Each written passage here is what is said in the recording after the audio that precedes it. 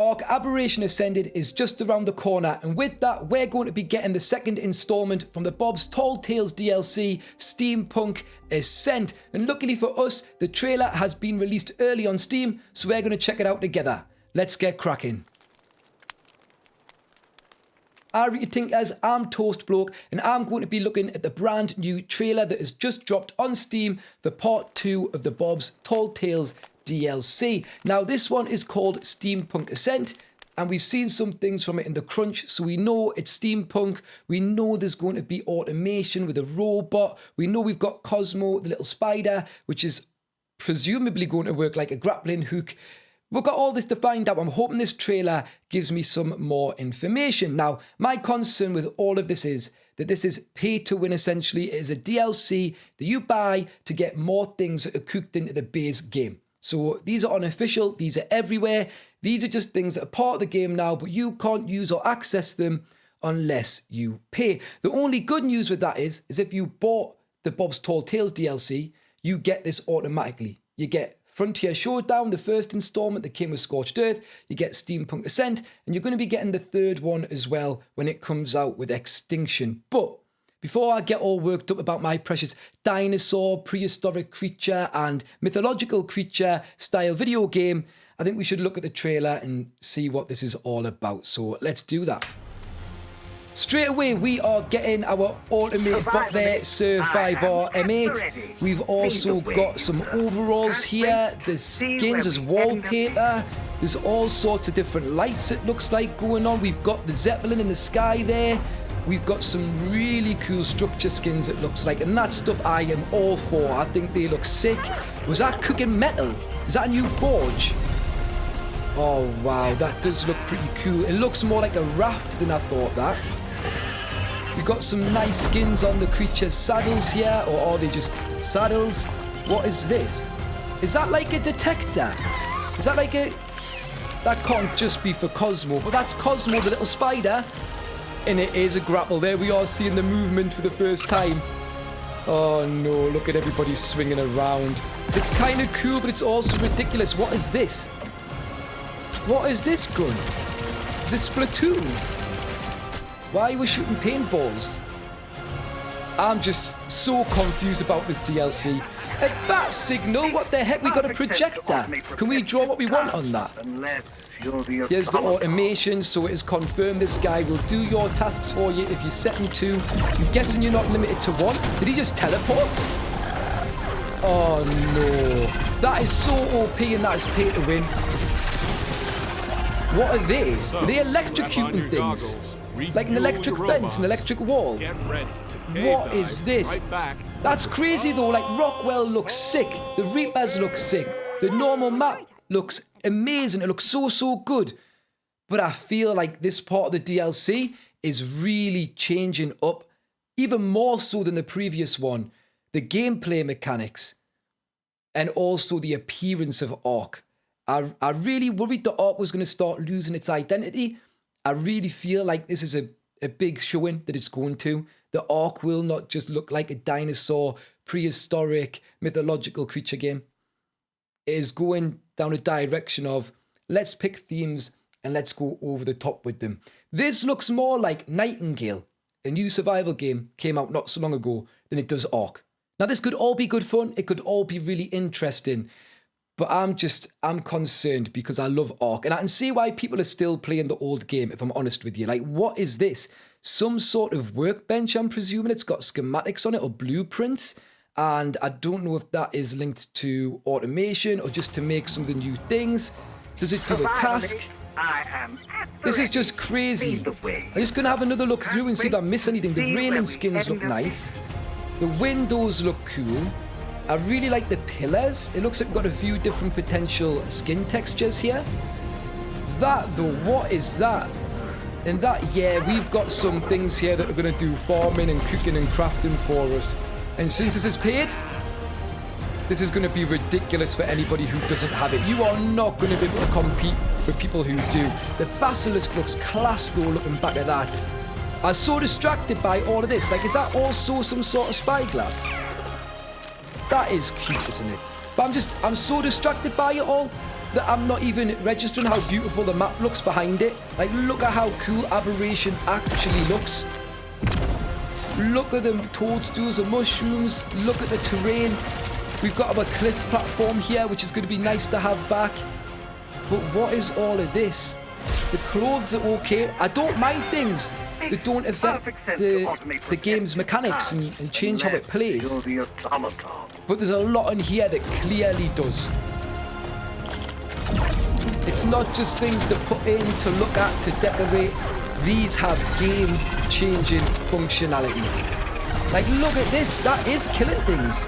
So, strap on your goggles. Oh my goodness. Your robots, and get ready to cave dive. I don't know if I want to refuel my robots or put on goggles. I wanted an Aberration experience that was true to the original one. That's what I wanted. I'm not going to lie. I really don't know how I feel about this yet. I'm going to try it. I'm going to get stuck in, and I guess I will let you know when I know. But right now, I'm very skeptical. This is so PvE, which is fine. PvP players, this is going to ruin the game even more for you. And having been a PvP player originally, this hurts. This hurts. I also came from console, so it's a very pure form of the game that I used to play. So mods, custom cosmetics, and now these DLCs are just going crazy, like so crazy that I don't know if I can cope with it all.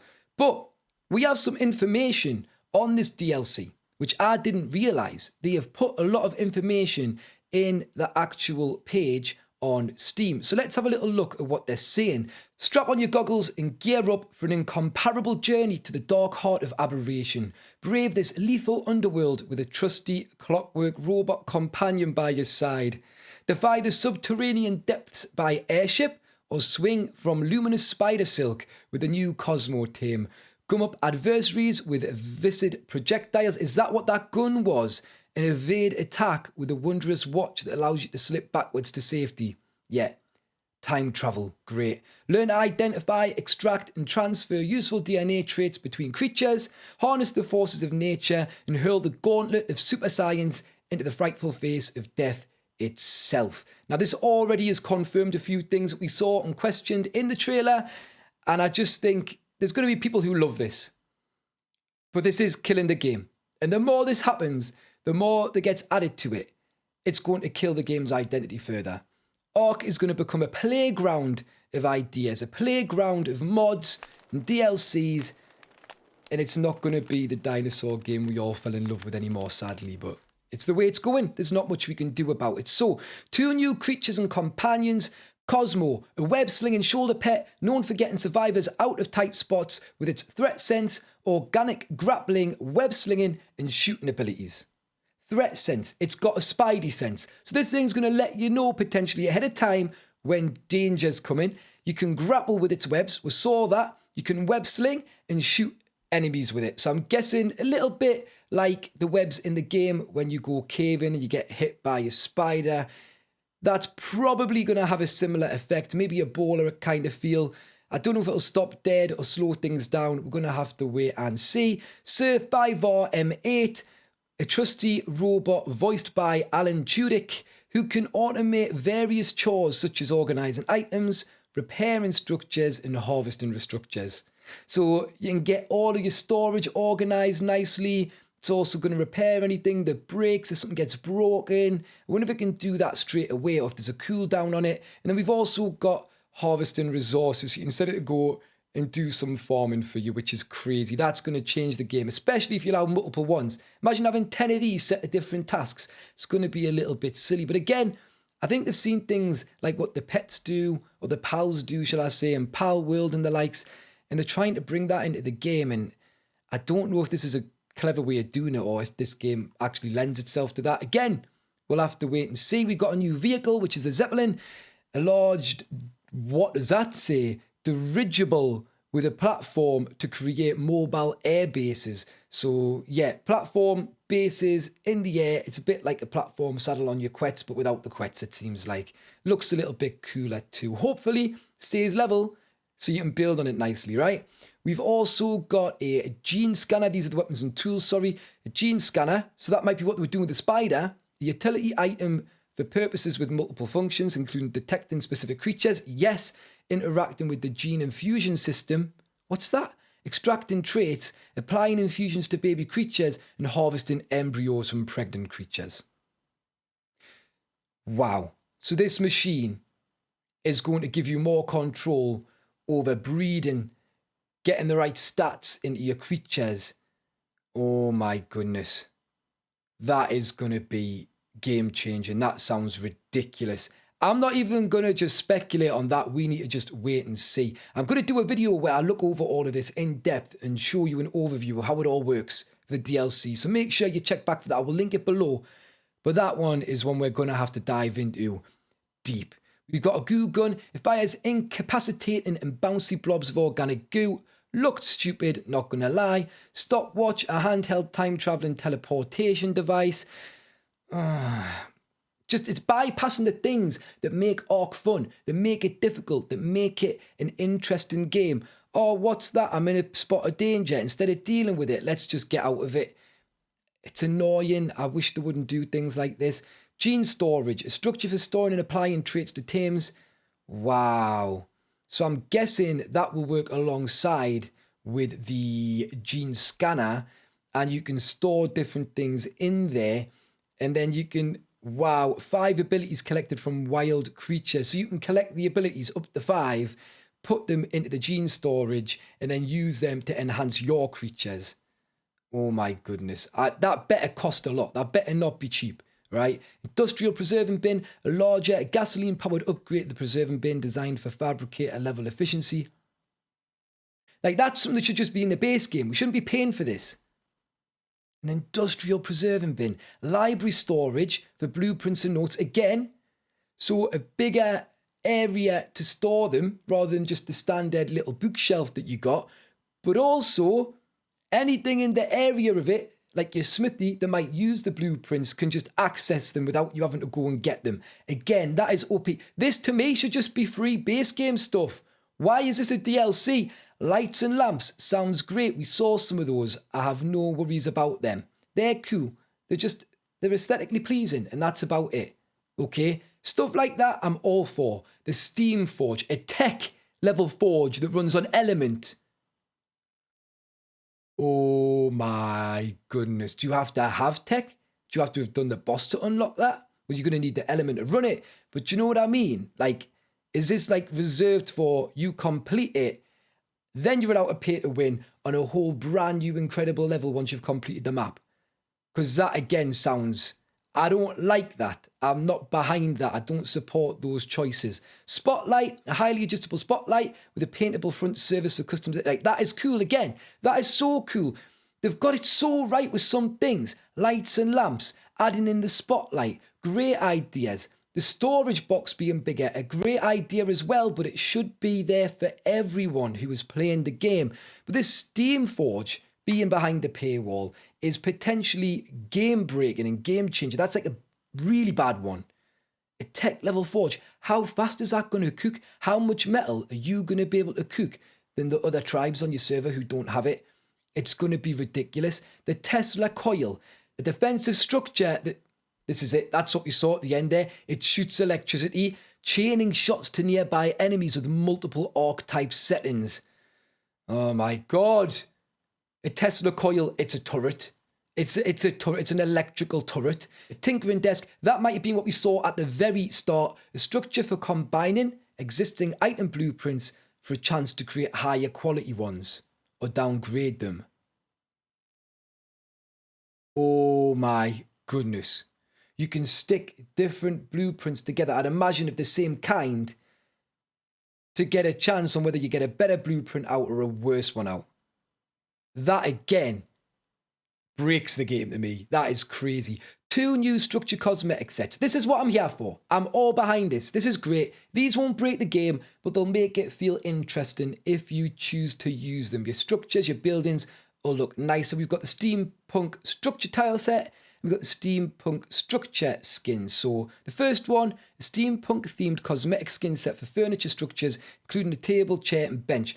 Oh, so we apply these skins to chairs, tables, and benches that we've already got. Rather than them being items this time, they're skins.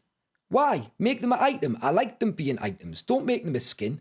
I'm getting sick of skins in this game. There's too many. They're everywhere. Steampunk structure. So this one is actually for your walls and things, I'd imagine. Yeah, ceilings, doors, walls, floors, and more. Each designed with a steampunk aesthetic. So yeah, at least they're not game breaking, right? They sound fun, especially if you're a builder and you want to have a nice themed base, so you're sick of the structures we've already got. You can make them look a little bit different. And again, keep them metal if you want. Keep them tech if you want. Have all the benefits of the type of structure you're using, but make it look how you'd like it to look. So, 15 new player character cosmetics. So this is cool. There's the Dapper outfit. There's the Engineer outfit. I think one might be the one that looked smart with the top hat and things, and the other one is probably the overalls and things. We got a beret hat skin, a boater hat skin, and a cyclist hat skin. Steampunk hat and goggles, steampunk goggles. So that's quite interesting. And then we've got the one new creature saddle, the Rock Drake steampunk saddle skin. Right, nice one. And gives it goggles. That is quite cool. See, these skin ideas, I don't mind them for clothes. I don't mind them for the structures.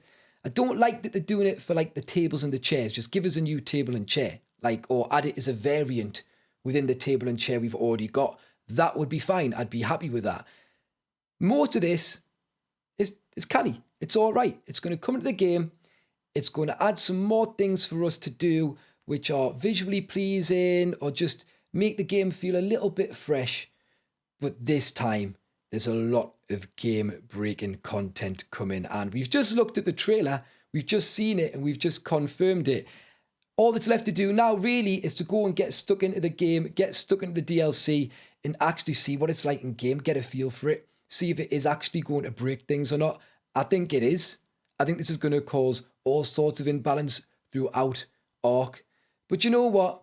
For most people, it'll be a little bit of fun. And you don't have to buy it. That's the problem. If you don't, well, you're going to have a huge disadvantage and you're going to be behind all your friends or your enemies, which is probably the worst case scenario. But that is it. That is Steampunk Ascent, which is coming with Aberration Ascended as soon as that drops. So if you've got this DLC, you're going to get it already. If you haven't, maybe you want to buy it, okay? You'll get the old stuff from Scorched, you'll get this stuff, and then this stuff that comes with Aberration. Not Aberration, Extinction. But I guess it depends if you want to support this kind of content. I got it because I wanted to make content on it.